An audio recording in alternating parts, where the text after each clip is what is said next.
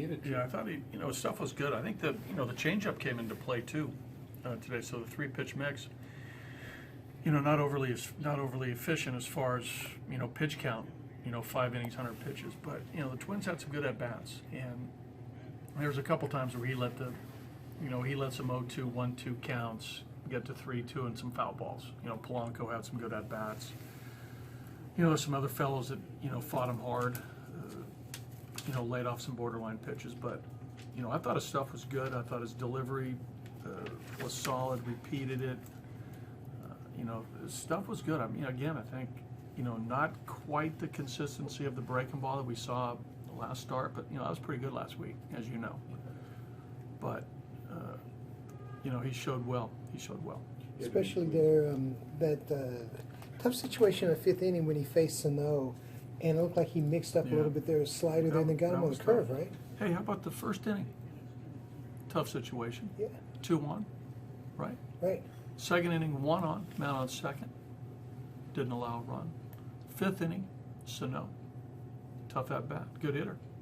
Made some pitches. So I thought Tony did a nice job too. There was a little bit of shaking going on, but overall I thought Tony did a nice job, and Marquez.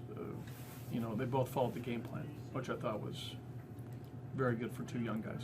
But he had to be pleased with the approach against Santana, given where he was coming in. Yeah, he was outstanding as far as we talked about the hit to innings pitch ratio, but we had some good at bats, and we dorked a couple in, but I thought overall we had really good at bats.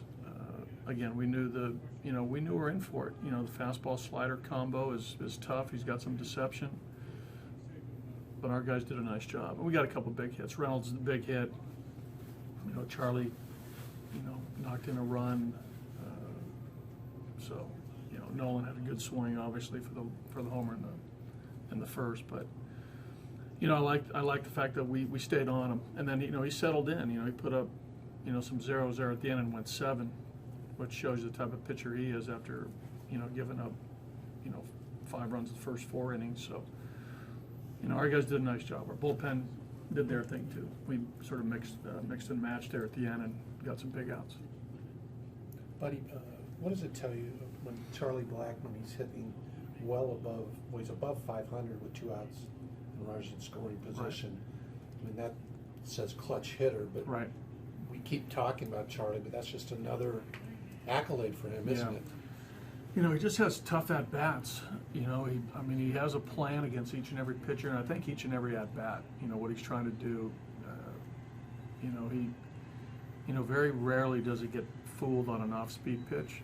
He might. He hangs in there a little bit long on fastballs. That's why you see some foul balls and maybe some jam shots. But it's not a bad approach because he's strong enough. If he doesn't hit it on the good part of the bat, he's still strong enough to get it over an infielder's head, and we've seen that a couple different times. And we've seen the use of the both lines, which is great. So Charlie's doing outstanding, man. He's playing hard. He's getting his hits. He's knocking in runs from a position in the lineup where you really don't see it. But again, that's a tribute to some guys at the bottom who are getting on. So he's doing great. You look at the offense and the way you have had to kind of mix and match during the year. How vital has Mark Reynolds been? He's been great. He's been right there in the middle of it, from the start of the season.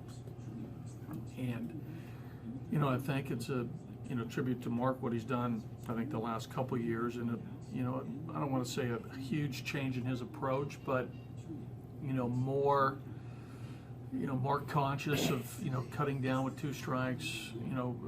I think becoming more of an RBI guy through the base hit, through the single, through the ball in the gap, through putting the ball in play.